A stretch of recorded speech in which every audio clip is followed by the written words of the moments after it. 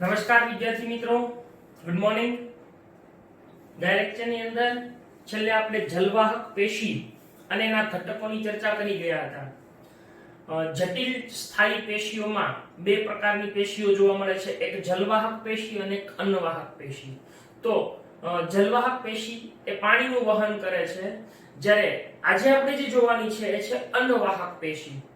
અન્નવાહક પેશી એ મુખ્યત્વે શું કરે છે તો કે અન્નવાહક પેશી છે એ મુખ્યત્વે વનસ્પતિના પર્ણ દ્વારા જે પ્રકાશ સંશ્લેષણ અંતે ખોરાક તૈયાર થાય છે એ ખોરાકનું એના વિવિધ ભાગો એટલે કે પ્રકાંડની ટોચ અથવા મૂળની ટોચ સુધી વહન કરવાનું કાર્ય કરે છે. એટલે અહીંયા આગળ એક મજાની વાત એ છે કે ખોરાકનું વહન બંને દિશામાં થાય, ઉર્ધ્વ દિશામાં થાય અને અધો દિશામાં પણ થાય છે. જ્યારે પાણીનું વહન ફક્ત એક જ દિશામાં થતું હતું, મૂળથી લઈને પર્ણ સુધી એટલે કે ઉર્ધ્વ દિશામાં, જ્યારે ખોરાકનું વહન એ બંને દિશામાં થતું હોય છે. આ અન્નવાહક પેશી એ મુખ્યત્વે આવૃત અને અનાવૃત બંને બીજધારી વનસ્પતિઓની અંદર હાજર હોય એ જુદા જુદા ઘટકો ધરાવે છે. અનાવૃત બીજધારી વનસ્પતિ હોય તો એની અંદર ખોરાકનું વહન કરવા માટે ચાલની કોષ અને આલ્બ્યુમિન કોષો આવેલા હોય છે, જ્યારે આવૃત બીજધારી વનસ્પતિની અંદર જે અન્નવાહક પેશી છે એના 4 ઘટકો જોવા મળે છે. તો આપણે એ વિગતે ચર્ચા કરતા જઈએ, પણ એની પહેલા મારે કહેવું છે કે આપણે ગયા લેક્ચરમાં જે કીધું હતું કે જલવાહક શબ્દ એ નેગેલી દ્વારા આપવામાં આવ્યો હતો, એમ અન્નવાહક શબ્દ પણ સૌપ્રથમ અન્નવાહક પેશી શબ્દ પણ સૌપ્રથમ નેગેલીએ જ પ્રયોજ્યો હતો. તો આપણે જોઈએ અન્નવાહક પેશી.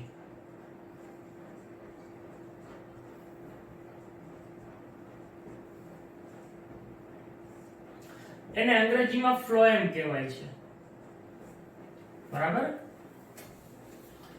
તો અન્નવાહક પેશી શબ્દ સૌપ્રથમ નેગેલી દ્વારા પ્રયોજેલો છે.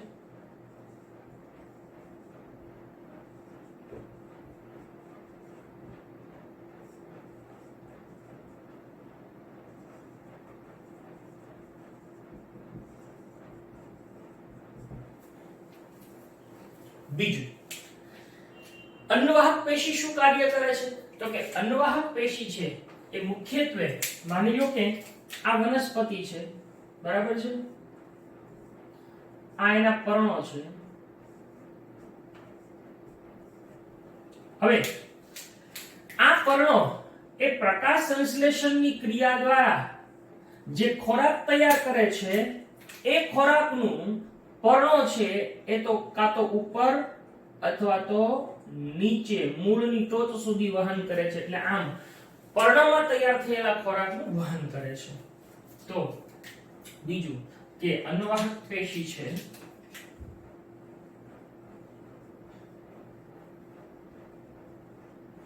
એ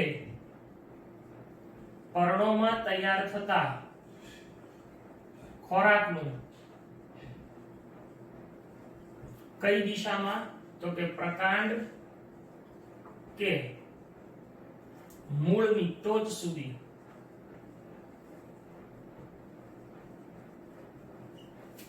એટલે કે ઉર્ધ્વ કે અધો દિશામાં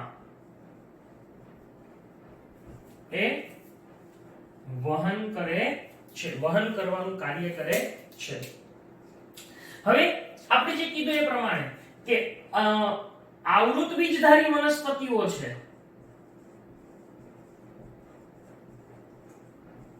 એની અંદર જે અન્નવાહક પેશી છે એના ઘટકો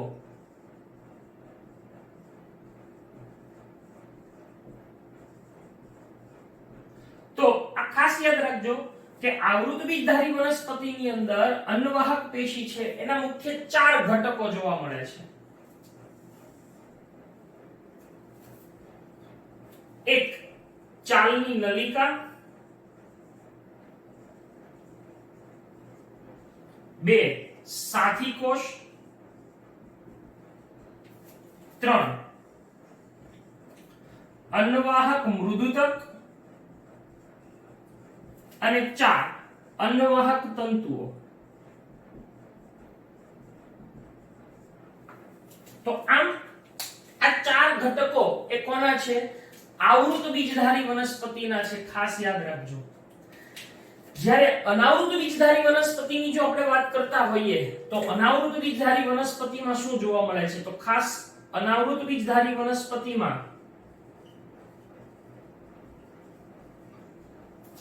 જે અન્નવાહક પેશી છે એના ઘટક તરીકે શું આવેલું હોય છે? તો કે એના ઘટક તરીકે ચાલની કોષ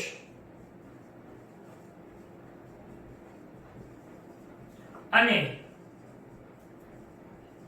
આલ્બ્યુમિન કોષ, બરાબર, ચાલની કોષો અને આલ્બ્યુમિન કોષો બહુવચન લખી એ આવેલા હોય છે.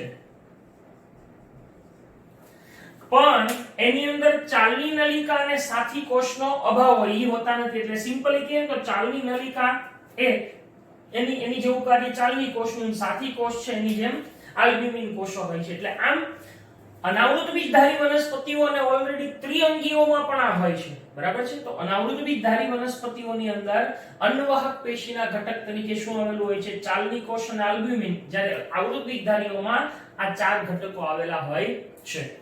હવે આપણે આવૃત બીજધારી વનસ્પતિઓના જે ચારેય ઘટકો છે એને આપણે ડિટેલમાં સમજવાના છીએ. તો આપણે શરૂઆત કરીએ આવૃત બીજધારી વનસ્પતિમાં અન્નવાહક પેશીના આ ઘટકો.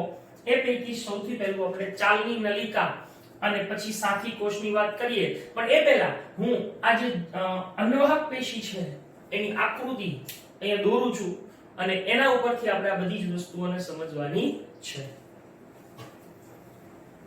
જો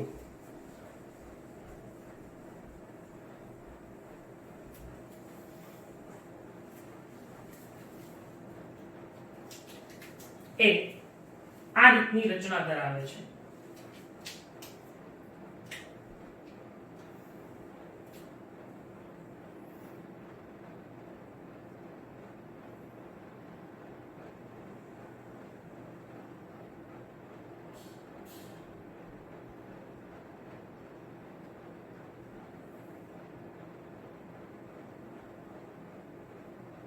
આ જલવાહક અન્નવાહક પેશી ના ઘટકો દોરું છું, બરાબર.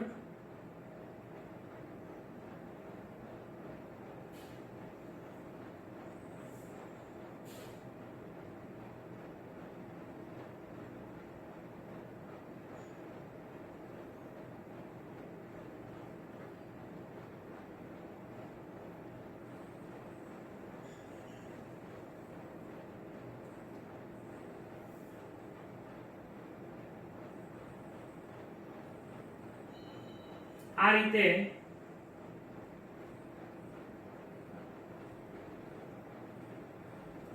આપણને એ જોવા મળે છે.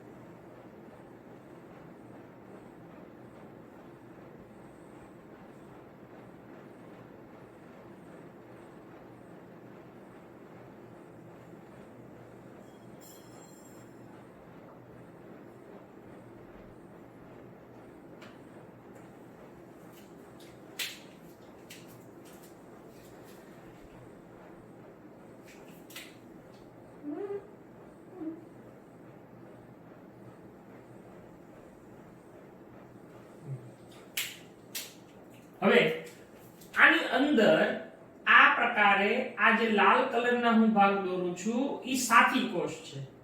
આ શું છે? આ સાથી કોષ છે.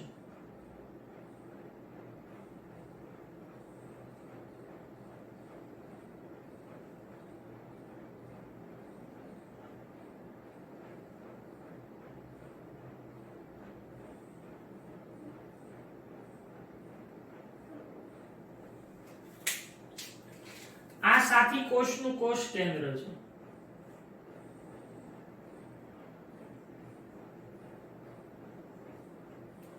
બરાબર. હવે અહીંયા આગળ ખાસ પ્રકારના છિદ્રો જોવા મળે છે જેને કહેવાય છે ચાલની છિદ્રો. એ હમણાં આપણે સમજીએ કે આ શું છે. બરાબર, આ ચાલની છિદ્રો કહેવાય.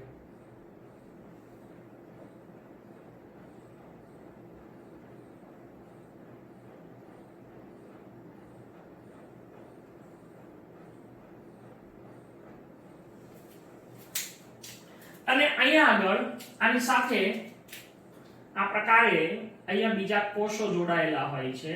આ એ અન્નવાહક મૃદુતક છે. બરાબર, આ અન્નવાહક મૃદુતક છે. અને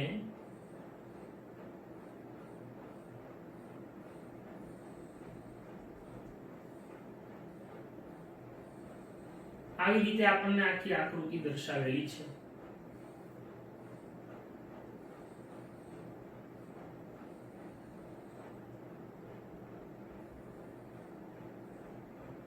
બરાબર,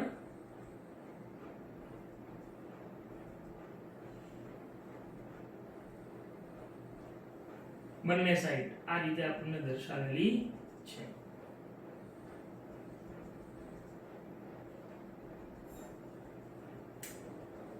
જો આકૃતિઓનું ખરેખર ખૂબ મહત્વ છે, કારણ કે નીટની અંદર આપણને ગમે એવી રીતે આવી આકૃતિ આપી અને કોઈ એક ભાગ છે એની અંદર એરો દર્શાવીને કીધું કે આ ભાગનું નામ શું થાય. તો હવે આપણે નામ નિર્દેશન કરીએ.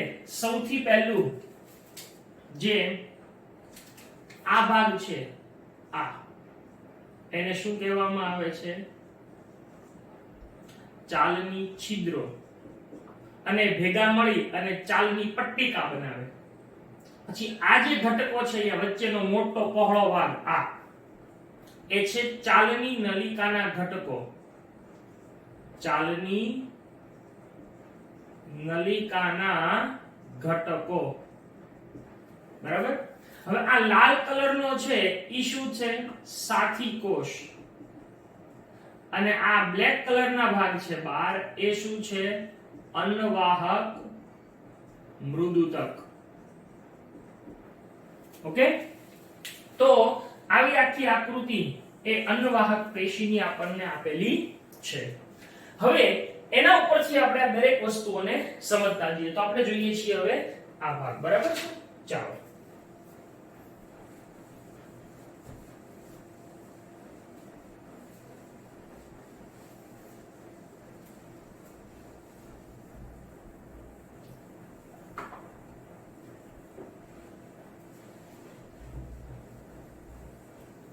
આપણો ટોપિક છે અન્નવાહક પેશીના ઘટકો.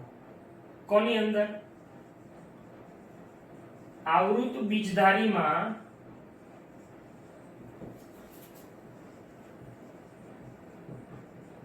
અન્નવાહક પેશી એટલે કે ફ્લોએમ ના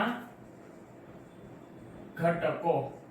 ઓકે, હવે પહેલો ઘટક આપણે કયો લીધો છે? ચાલની નલિકા.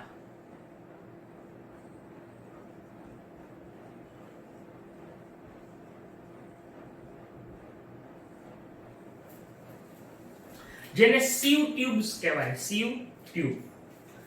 ચાલની નલિકા શું છે? બરાબર, ચાલની નલિકા એના કોષો એ લાંબા. જો આ કોષો છે ને એ લાંબા. ચાલની નલિકાના કોષો એ લાંબા, ત્યાર પછી નળાકાર, આયામ રીતે એટલે કે ઊભા આયામ રીતે ગોઠવાયેલા અને સાથી કોષો સાથે સંકળાયેલા હોય છે. જો આ સાથી કોષ છે એની આ સંકળાયેલા છે બંને સાઈડ જુઓ અહીંયા. એટલે આમ આ ચાલની નલિકાના કોષો એ લાંબા છે, નળાકાર છે, આમ ગોળા તો આપણે છેદ લીધો.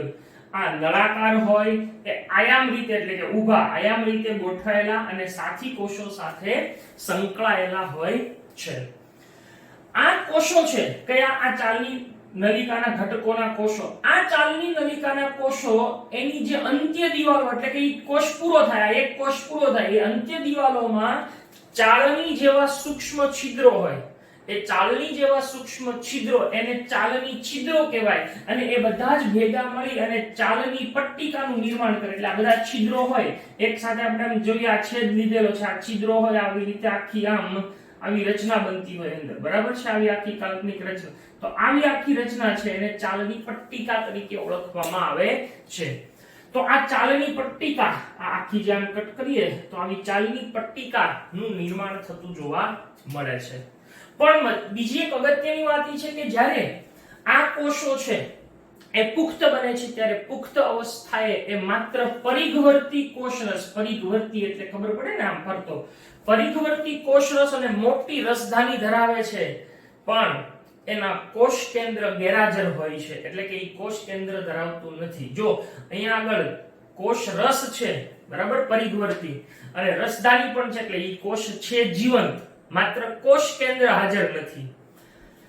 તો આપણે જાણીએ છીએ કે કોષ કેન્દ્ર છે એ શું કરે છે તો કે કોષમાં ચાલતી ક્રિયાઓનું નિયમન કરે હવે આ કોષ છે જીવંત તો એની ક્રિયાઓનું નિયમન કોના વડે થશે તો એની ક્રિયાઓનું નિયમન એ સાથી કોષના કોષ કેન્દ્ર વડે થાય એટલે સાથી કોષે કોષ કેન્દ્ર જાળવી રાખ્યું હોય ચાલની નલિકાએ ગુમાવ્યું હોય પણ આની ક્રિયાઓનું નિયમન કોણ કરે છે સાથી કોષનું કોષ કેન્દ્ર કરે છે એટલે આવો પ્રશ્ન પૂછાય છે કે ચાલની નલિકાની ક્રિયાઓનું નિયમન કોના વડે થાય છે તો કે સાથી કોષના કોષ કેન્દ્ર વડે થાય છે તો અહીંયા આગળ આ ચાલની નલિકા એના જે કંઈ મુદ્દાઓ આપણે જોયા એક એક લખતા જઈએ કે સૌથી પહેલા કે એના કોષો છે ઈ કેવા હોય છે તો કે કોષો એ લાંબા નળાકાર આયામ રીતે ગોઠવાયેલા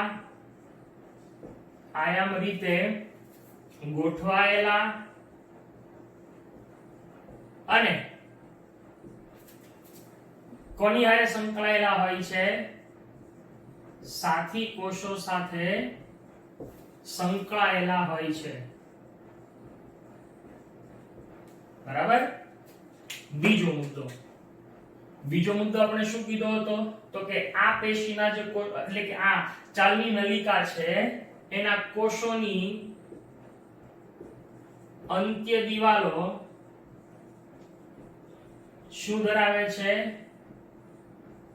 ચાળણીમાં હોય એની જેવા છિદ્રો એ કોનું નિર્માણ કરે છે ચાલની પટ્ટિકાનું નિર્માણ કરે છે હવે તમને કહી દઉં કે ખરેખર ઈ ચાલની પટ્ટિકાના જે આ છિદ્રો હોય ને ખોરાક છે ઈ કાં તો નીચે આવે છે તો ઈ આ છિદ્રો મારફતે આ કોષમાંથી અહીંયા કોના મારફતે આવશે આ છિદ્ર મારફતે આમ આવશે અથવા જો અહીંથી ઉપર જશે તો આ છિદ્રો મારફતે જાય ખબર પડે છે એટલે આમ ખોરાકનું વહન આ છિદ્રો મારફતે થાય એટલે આ છિદ્રો ખૂબ અગત્યનો ભાગ ભજવે છે વહનમાં બરાબર ચાલની પટ્ટિકાનું એ નિર્માણ કરે છે નેક્સ્ટ પુખ્ત અવસ્થાએ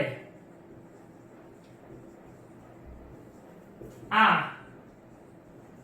ચાલની ઘટકો એ શું કરે છે તો કે પરિઘવર્તી કોષરસ અને શું ધરાવે છે મોટી રસદાની ધરાવે છે પરંતુ કોષ કેન્દ્ર છે એનો અભાવ હોય છે કોષ કેન્દ્ર હોતું નથી તો એના કાર્યનું નિયમન કોણ કરે છે તો આ મુદ્દો આપણા માટે અગત્યનો છે કે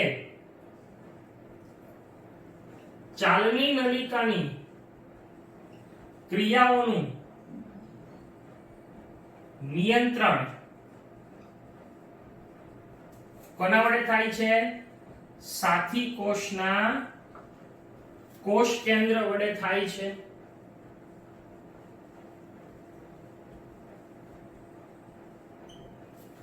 અને હજી એક વધારાની વાત એક નવો મુદ્દો છે કે જે આપણને બુકમાં નથી આપેલો પણ આપણે નીટની દ્રષ્ટિએ અગત્યનો છે એ મુદ્દો આવો કંઈક છે કે જે ચાલની તત્વો છે એટલે ટૂંકમાં ચાલની ઘટકો છે એ ચાલની તત્વો એક ખાસ પ્રકારનું પ્રોટીન ધરાવે છે જેને પી પ્રોટીન કહેવાય પી એટલે ફ્લોએમ જો અહીંયા અન્નવાહકને અંગ્રેજીમાં ફ્લોએમ કહેવાય ને, એના ઉપરથી એ પી પ્રોટીન ધરાવે છે અને એ પી પ્રોટીન શું કાર્ય કરે છે તો કે ઘા રૂઝાવવાનું. આપણે ક્યારેક ઘા એને પાડીએ છીએ જ્યારે કોઈ એને ઈજા થાય છે તો એ ઘા રૂઝાવવાનું અને ખોરાકનું વહન કરવા માટે એ મદદરૂપ થાય છે. તો આ પી પ્રોટીન એની આ વાત યાદ રાખજો કે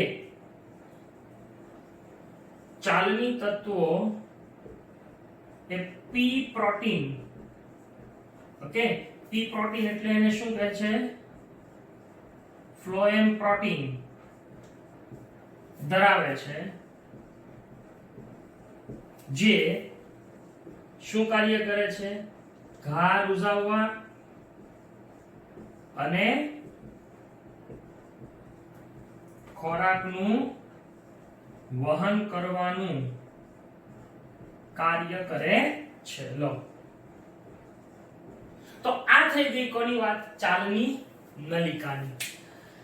ચાલની નલિકા પછી બીજો ઘટક કયો હતો? સાથી કોષ. તો હવે આપણે જોઈએ બીજો ઘટક સાથી કોષ.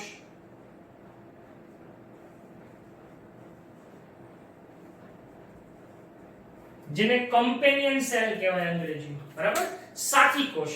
હવે નામ ઉપરથી જ ખબર પડે, સાથી કોષ જે સાથ આપે છે ચાલની નલિકાને.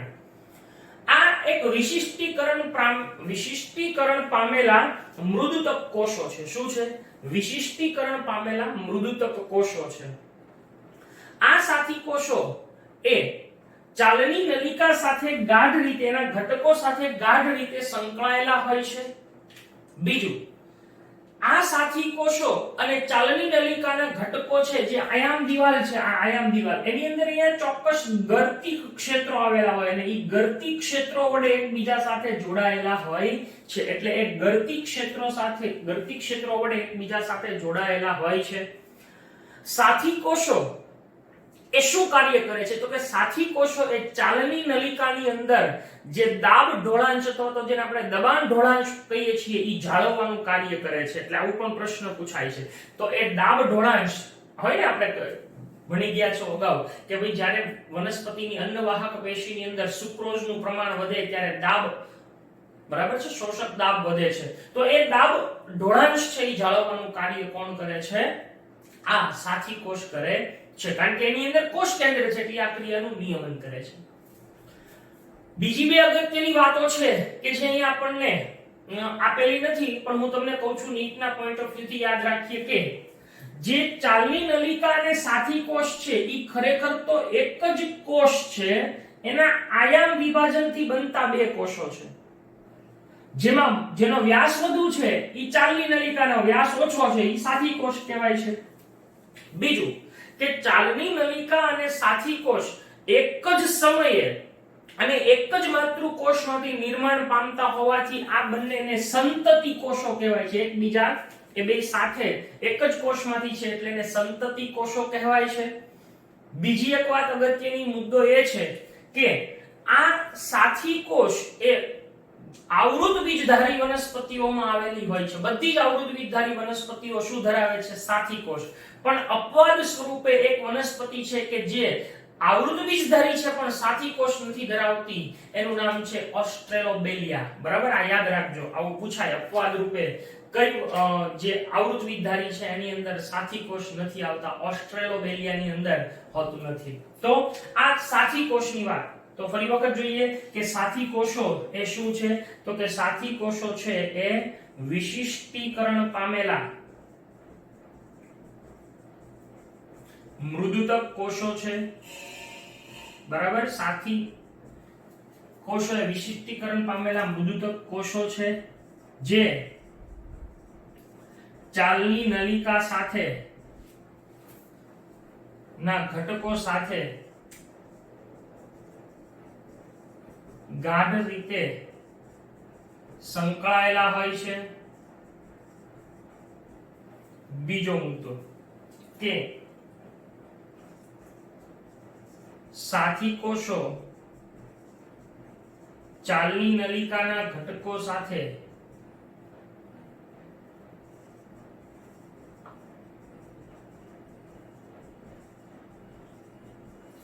જે આયામ દિવાલ છે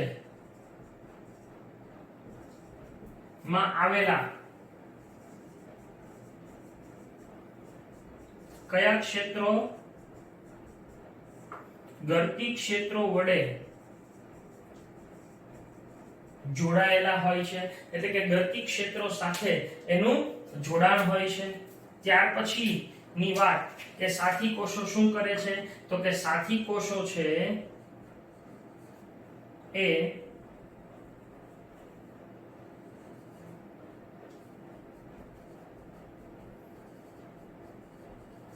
ચાલની નલિકા માં દાબ અથવા તો દબાણ ઢોળાંશ જાળવવાનું કાર્ય કરે છે. બરાબર. ત્યાર પછી ની વધારાની વાત જે અહીંયા મેં સ્ટાર કરી લખી છે એવી જ બે વાત હું અહીંયા લખું છું જે આપણે ચર્ચા કરી ગયા.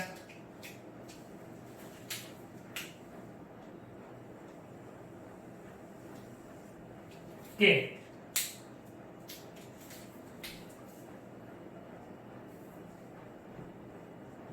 સાથી કોષ અને ચાલની નલિકા એક જ સમયે એક જ માતૃકોષમાંથી નિર્માણ પામે છે,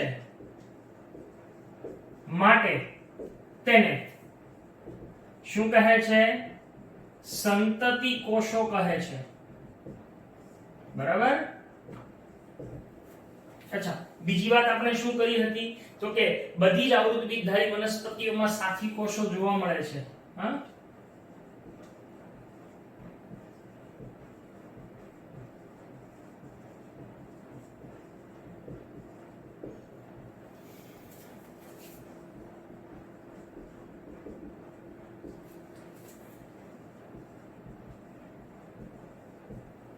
પણ એની અંદર એક અપવાદ છે. કયો અપવાદ છે?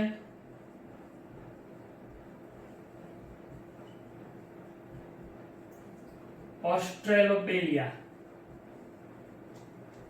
બરાબર, એ એક અપવાદ છે. તો આ થઈ ગઈ સાથી કોષની વાત. ત્યાર પછીનો ત્રીજો ઘટક કયો હતો? અન્નવાહક મૃદુતક. તો હવે ત્રીજો ઘટક જોઈએ, અન્નવાહક મૃદુતક.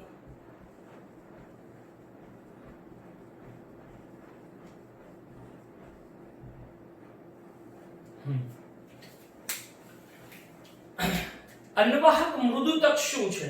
તો કે અન્નવાહક મૃદુતક એના કોષો હોય ઈ લાંબા અને સાંકડા છેડાવાળા. બરાબર, લાંબા સાંકડા છેડાવાળા અને નળાકાર કોષો છે કે જે ઘટ્ટ કોષરસ અને કોષ કેન્દ્ર ધરાવે છે. જો આવડા આ જે હોય ને ઈ કેવા છે? લાંબા સાંકડા છેડાવાળા અને નળાકાર તેમજ ઘટ્ટ કોષરસ અને કોષ કેન્દ્ર ધરાવે છે. તો આપણે એને એક એક મુદ્દાસર લખતા જઈએ કે આના કોષો એ મુખ્યત્વે લાંબા, નળાકાર અને ઘટ્ટ કોષરસ અને કોષ કેન્દ્ર ધરાવે છે. બીજી સૌથી અગત્યની વાત એ છે કે એની જે કોષ દિવાલ હોય, કોષ વનસ્પતિ કોષ છે તો એની કોષ દિવાલ સેલ્યુલોઝની બનેલી હોય છે અને એ સેલ્યુલોઝની બનેલી જે કોષ દિવાલ છે એની અંદર ગર્ત હોય. તમે જોઈ ગયા છો કે આવો ખાડો હોય ગર્ત. ઈ ગર્તમાંથી પસાર થતા જે કોષરસ તંતુઓ હોય ઈ તંતુઓ મારફતે આ કોષો એકબીજાના સંપર્કમાં હોય. એટલે અહીંયા આગળ જે તંતુઓ છે એના વડે આ કોષો એકબીજા સાથે સંપર્ક ધરાવતા હોય છે. તો બીજો મુદ્દો છે કે તેની કોષ દિવાલ સેલ્યુલોઝની બનેલી છે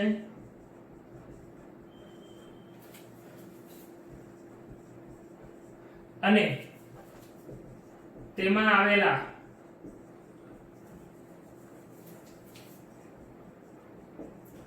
ગર્તોમાંથી પસાર થતા કોણ કોષરસ તંતુઓ વડે તે એકબીજાના સંપર્કમાં હોય છે. બરાબર. નેક્સ્ટ, આ અન્નવાહક મૃદુતક શું કાર્ય કરે છે? તો કે અન્નવાહક મૃદુતક એ પોષક પદાર્થો, બીજું રાળ, ક્ષીર અને શ્લેષ્મ જેવા પદાર્થોનો સંગ્રહ કરવાનું કાર્ય કરે છે. અને આ અન્નવાહક મૃદુતક મોટા ભાગની એકદળી વનસ્પતિમાં ગેરહાજર હોય. જો આવો પ્રશ્ન પૂછી શકાય કે અન્નવાહક પેશીનો કયો ઘટક મોટા ભાગની એકદળી વનસ્પતિમાં ગેરહાજર હોય છે, તો કે અન્નવાહક મૃદુતક. તો ત્યાર પછીનો મુદ્દો કે અન્નવાહક મૃદુતક એટલે ટૂંકમાં લખું છું કે તે કોનો સંગ્રહ કરે છે? તો કે તે પોષક પદાર્થો,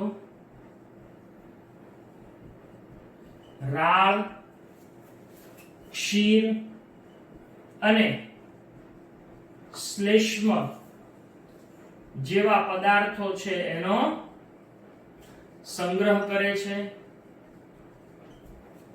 અને ત્યાર પછીની વાત અગત્યની કે મોટા ભાગની કેવી વનસ્પતિઓમાં? એકદળી વનસ્પતિઓમાં તે ગેરહાજર હોય છે. અન્નવાહક મૃદુતક હોતું નથી. અને હવે છેલ્લો ઘટક એ છે અન્નવાહક તંતુ. બરાબર. ચોથો ઘટક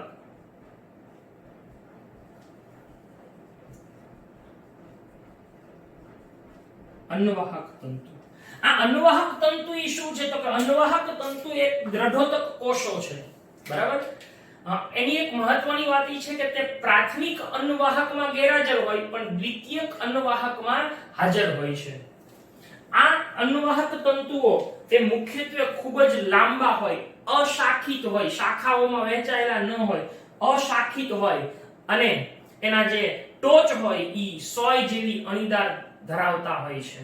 બરાબર. એટલે એના જે છેડાઓ છે, ખાસ કરીને ટોચ છે, ઈ કેવી હોય છે? સોય જેવી અણીદાર જોવા મળે છે. આ અન્નવાહક તંતુઓ છે એ મુખ્યત્વે એની જે કોષ દિવાલ હોય એ ખૂબ જાડી હોય છે.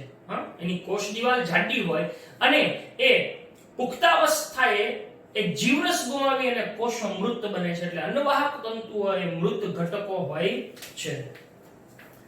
આ અન્નવાહક તંતુઓ છે એમાંની કેટલીક વનસ્પતિ, ખાસ કરીને શણ, અળસી અને ભાંગ હોય એના અન્નવાહક તંતુઓ એ વ્યાવસાયિક રીતે ઉપયોગી છે. બરાબર છે. એટલે કે વ્યાવસાયિક ધોરણે એ ઉપયોગ થાય છે. તો આ થઈ ગયા અન્નવાહક તંતુઓ. અન્નવાહક તંતુઓ એ શું છે? તો કે એ દ્રઢોતક કોષો છે જે કોની અંદર ગેરહાજર હોય છે? પ્રાથમિક અન્નવાહકમાં ગેરહાજર, જ્યારે દ્વિતીયક અન્નવાહકમાં હાજર.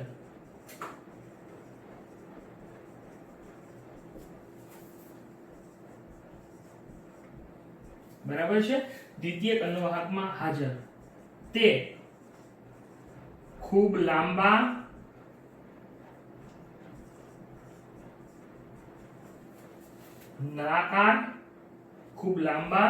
નળાકાર, અશાખિત અને કેવા હોય છે? તો કે એની ટોચ છે અથવા તો સોય જેવી અણીદાર ટોચ ધરાવે છે. એકદમ સોય જેવી અણીદાર ટોચ ધરાવે છે. તેની કોષ દિવાલ કેવી છે? તો કે જાડી હોય છે અને એ કોષો છે એ પુખ્તાવસ્થાએ જીવરસ ગુમાવી અને કેવા બને છે?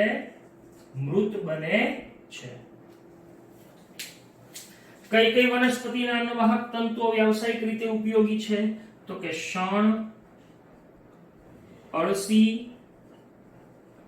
અને ભાંગ, શણ, અળસી અને ભાંગ છે એના અનુવાહક તંતુઓ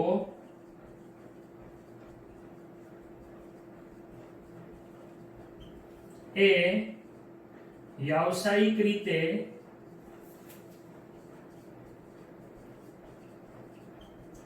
ઉપયોગી છે.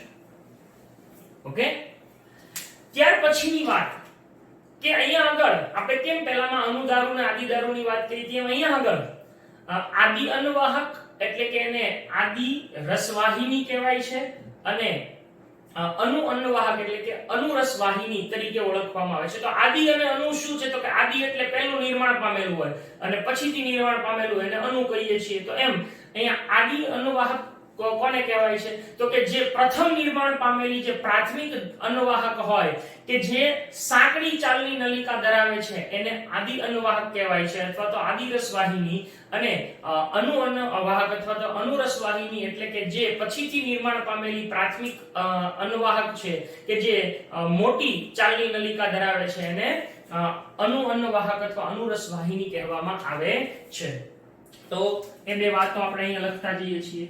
બરાબર છે. એક આદિ અનુવાહક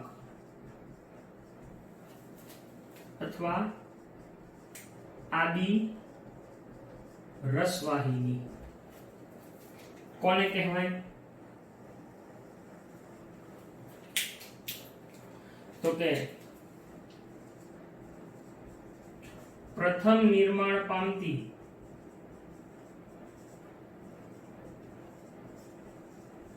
પ્રાથમિક અન્નવાહક જે સાંકડી ચાલની નલિકા ધરાવે છે એને શું કહેવામાં આવે છે? આદિ અન્નવાહક અથવા આદિ રસવાહિની. અને અનુ અન્નવાહક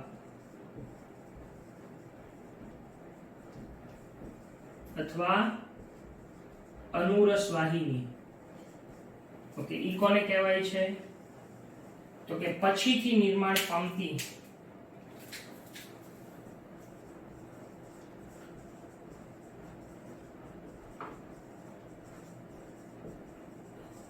પ્રાથમિક અનુવાહક જે શું ધરાવે છે? મોટી ચાલની નલિકા ધરાવે એને શું કહેવાય છે? અનુ અનુવાહક અથવા અનુરસ વાહિની કહે છે. હવે અહીંયા જે ચાર ઘટકો છે અને એની સિવાયના જે તે ચર્ચા કરી એમાંથી કયા ઘટકો જીવંત અને કયા મૃત? તો યાદ રાખજો, આવો પણ આપણને પ્રશ્ન પૂછી શકે. એટલે અહીંયા આગળ હું એ લખું છું જીવંત ઘટકો કયા કયા? તો કે જીવંત ઘટકો એ ચાલની કોષ, ચાલની નલિકા, પછી સાથી કોષ અને અન્નવાહક મૃદુતક. આ બધા જીવંત ઘટકો. જ્યારે મૃત ઘટક એક જ છે. કોણ? અન્નવાહક તંતુ.